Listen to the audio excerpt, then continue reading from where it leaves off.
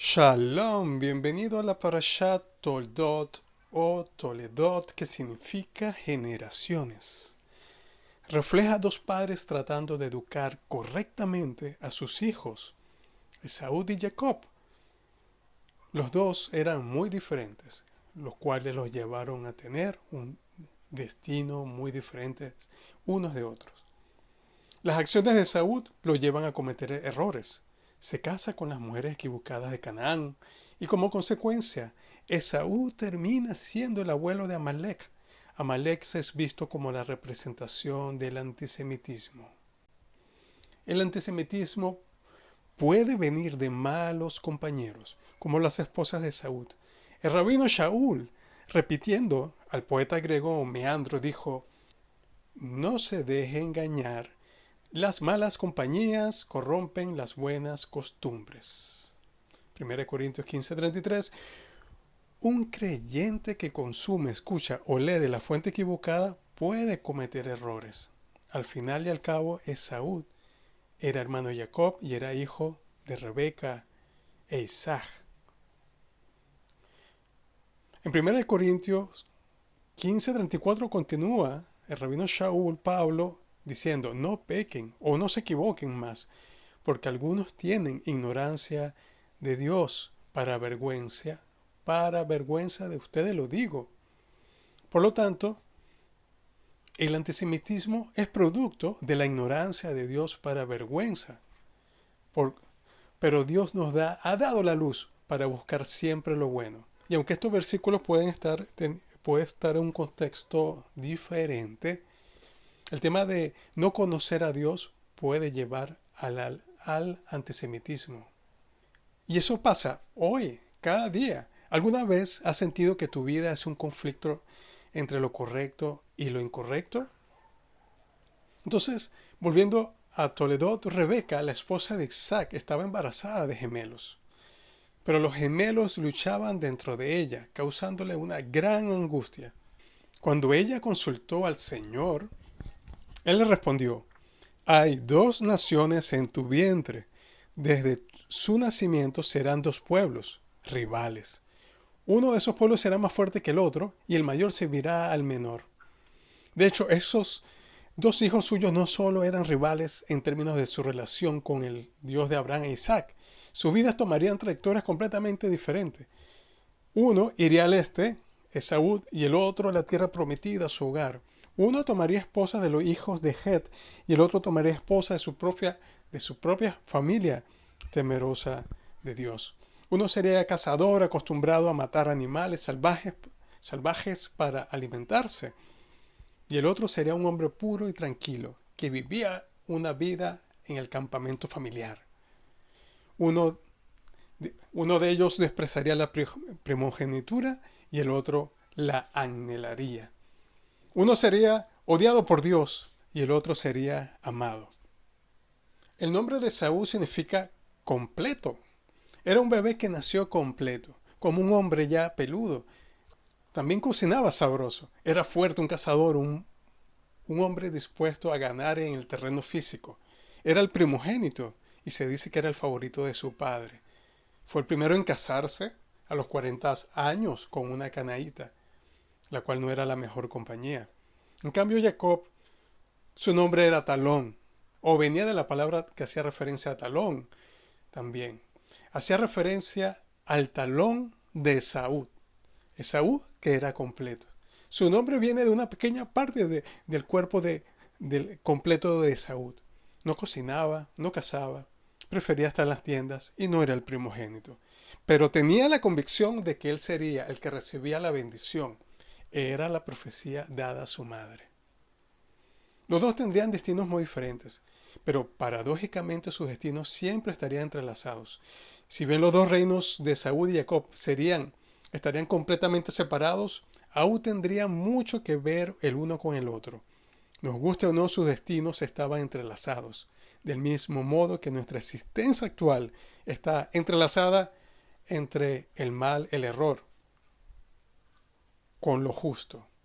Es revelador que el relato bíblico nunca nos dice si se volvieron a encontrar después del entierro de su padre, en Génesis 35:29. su relación actual no se cuenta, o su relación después del entierro de su padre. Este es un patrón recurrente en la Torá. Ya había ocurrido con el abuelo de Jacob, Abraham, quien se había separado de su sobrino Lot. Abraham se aferraría a la promesa y permanecería en la tierra prometida, pero Lot iría al este, de regreso a la tierra donde habían llamado a su familia. No podría salir nada bueno de eso. A partir de entonces los descendientes de Abraham y Lot tendrán una relación conflictiva. Sus destinos estaban entrelazados también. Porque fíjense que de Lot sale el pueblo de Moab, que es el pueblo de Ruth, la abuela del rey David. Muy a menudo en la vida nos encontramos entrelazados con el mal que prevalece en nuestro mundo. Quizás estamos viviendo en un lugar con vecinos que tienen algunas prácticas poco éticas, o en el trabajo, o lo podemos ver en la calle. Quizás estemos gobernados por gobernantes poco éticos a quienes pagamos nuestros impuestos. Quizás descubramos que hay cosas en nuestra propia vida de la cual no podemos liberarnos. Pero eso no debe afectarnos en lo negativo, menos para inclinarse a las malas prácticas o al antisemitismo. Podríamos desear vivir completamente un plano diferente. Podríamos desear poder terminar por completo con la maldad de este mundo. Después de todo, hemos escuchado el llamado de Moisés a Israel en Deuteronomio 30, 19, que dice: os presento la vida y la muerte, la bendición y la maldición. Eliges, pues, la vida para que vivas tú y tu descendencia. Y estoy seguro que hemos tomado la decisión de vivir desde dentro de nuestra relación con el pacto de Dios y todo lo que eso implica, incluida la aceptación de su ungido. Pero de alguna manera nos damos cuenta que es difícil vivir esa vida pura y sin mancha que hemos elegido. El hecho es que vivimos nuestra vida en un mundo terriblemente dañado por los frutos de Esaú. Un Esaú del que no podemos desvincularnos por completo. Podríamos decirlo también en otro plano, no solo, sino que también Esaú podría representar nuestra carne y nuestra sangre. Y lo amamos debido a que cuidamos de Esaú, soportamos el dolor. Quizá el mayor ejemplo de esto sea nuestro amado Mesías, quien fue descrito como un varón de dolores, experimentado en quebranto, en Isaías 53:3. También Yeshua fue afectado por los dolores de nuestro mundo. Esa es la parte fuerte y completa de nosotros que quiere tomar la primogenitura de tu mente y de tu alma para hacer las acciones de este mundo. Isaac es la inclinación a lo correcto, aunque no es el más fuerte si está luchando para hacer lo correcto en este mundo lleno de dificultad, en nuestro cuerpo lleno de dificultades. Entonces, ¿cómo podemos liberarnos de este enredo? La clave está en las elecciones que hemos hecho y en las elecciones que haremos, en la trayectoria que podemos elegir. Algunos han elegido una trayectoria que conduce hacia el este, hacia las tierras de la idolatría. No hay ningún indicio de que Saúl o Lot tuvieran que tomar las decisiones que tomaron. Cuando Esaú decidió vender su primogenitura y luego, en falsa indignación, amenazó con matar a su hermano, que fue a reclamarlo, él tomó decisiones.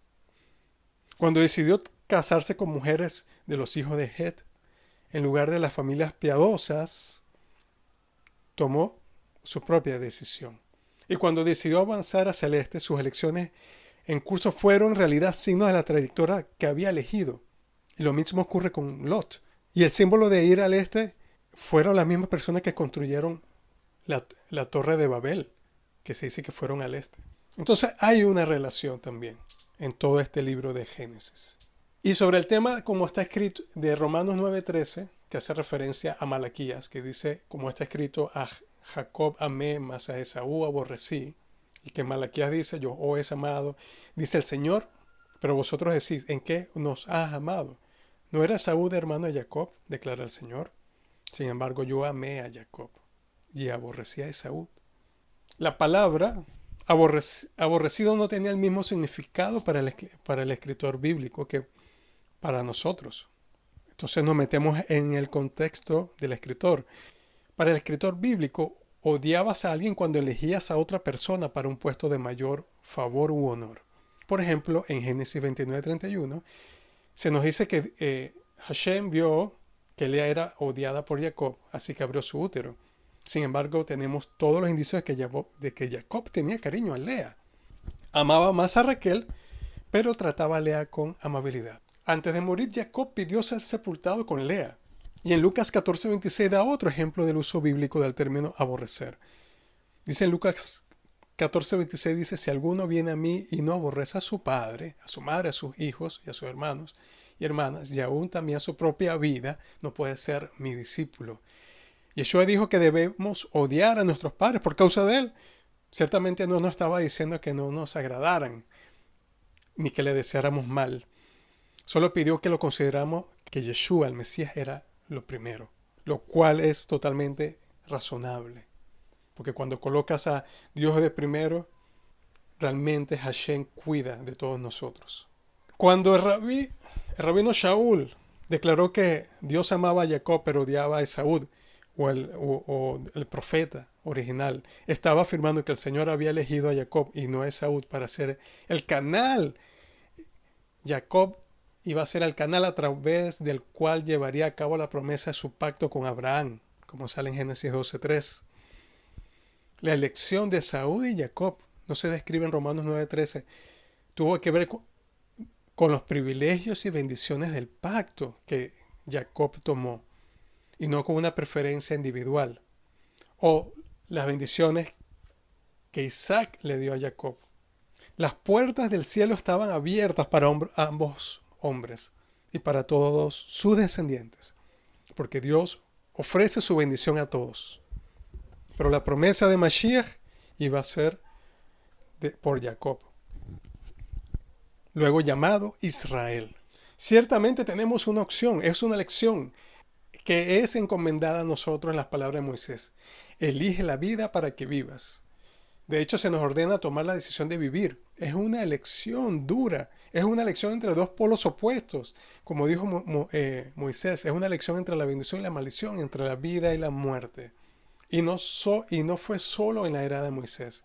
En algún momento del primer siglo, los discípulos judíos de Yeshua escribieron una carta a los grupos y congregaciones gentiles que surgían en toda la región. Este manual de discipulado, que le llamamos el Didaché o el Didajé, dice desde el principio, la diferencia es grande entre los dos caminos. La diferencia es realmente grande. Es la diferencia entre la luz y la oscuridad, como dirían otros, como lo decimos en Shabbat. Es la diferencia entre amar a tu prójimo, a Israel y a tu prójimo, versus el odio antisemita que crece cuando se tuerce la verdad. Esaú, como abuelo de Amalek, puede representar los frutos de amargura que salen de un creyente. Amalek atacó a Israel sin razón. Además fue nombrada como la primera nación también, era una nación antigua. Como dice en Números 24:20, Amalek fue la primera de las naciones, pero su fin será destrucción. Y como Esaú era una nación completa de larga data, pero con caminos que lo llevaría a la destrucción. Los amalecitas que atacaron a Israel sin razón representan el enemigo arquetípico de nuestra fe. Son considerados el símbolo del mal. Los amalequitas fueron finalmente destruidos por David, tal como un ejemplo que continuará hasta la venida del Mesías. Y hago referencia a que hay amalequitas que no son creyentes del Mesías principalmente, pero puede encontrarse ideas de amalequitas dentro de la misma cuerpo del Mesías, que han sido influenciados por los caminos que no son correctos. Entonces, este antisemitismo que quiere asesinar a los judíos como Hamán, como el nazismo, son ideales contra la vida misma la cual el creyente representa como imagen de Dios. Por eso el Todopoderoso tiene esta batalla eterna con Amalek. Por eso es que Amalek tiene que ser erradicado y eliminado. El trono no podrá estar completo hasta que Amalek sea erradicado. Mientras Amalek sobreviva, siempre habrá alguien que diga, la vida vale nada, porque Amalek no respeta la vida. Y cuando digo a Amalek, me estoy refiriendo al espíritu de Amalek, al pensamiento de Amalek. ¿Dónde se originó esto? Se originó justo en esta parashá, cuando se dice, y Esaú rechazó su primogenitura. Este error resuena a lo largo de todas las generaciones con los descendientes de Amalek. Es la imagen del fuerte que hizo solo su propio placer, por lo que no puede ser exaltado por el Señor. En cambio, el nombre de Jacob, que suena como a la palabra hebrea talón, el cual es un juego de palabras detrás del versículo que dice, después salió su hermano con su mano asistida al talón de Esaú, y llamaron su nombre Jacob. Desde una perspectiva mesiánica, el nombre también alude a la advertencia de Génesis 3:15, donde el Señor dijo que la simiente de la serpiente herirá el calcañar de la simiente de la mujer. La simiente de la mujer puede entenderse como el título profético para el Mesías.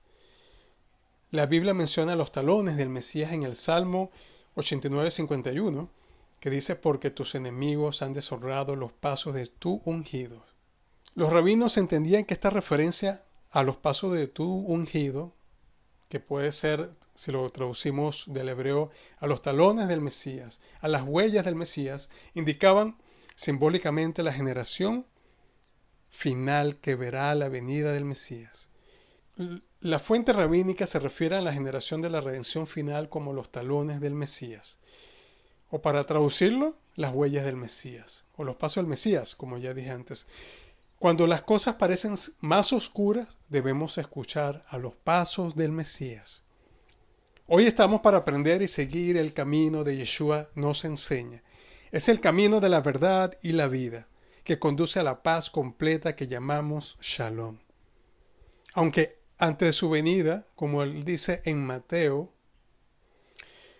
10:34, dice, no piense que he venido a traer la paz a la tierra. No he venido a traer la paz, sino la espada. Porque siempre estaremos en conflicto con el pensamiento de Amalek. Por lo tanto, tengamos firme convicción de que Hashem, de que el Señor está con nosotros. Al leer las cartas del libro de Hechos sabemos que existe diversidad dentro del cuerpo de creyentes. Somos ramas encajadas para recibir la bendición. Estamos para caminar junto a todo Israel el camino del Señor.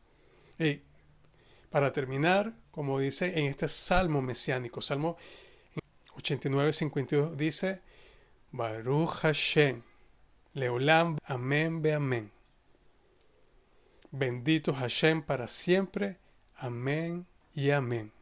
En el nombre de Yeshua, que traiga Shalom completa prontamente y en nuestros días.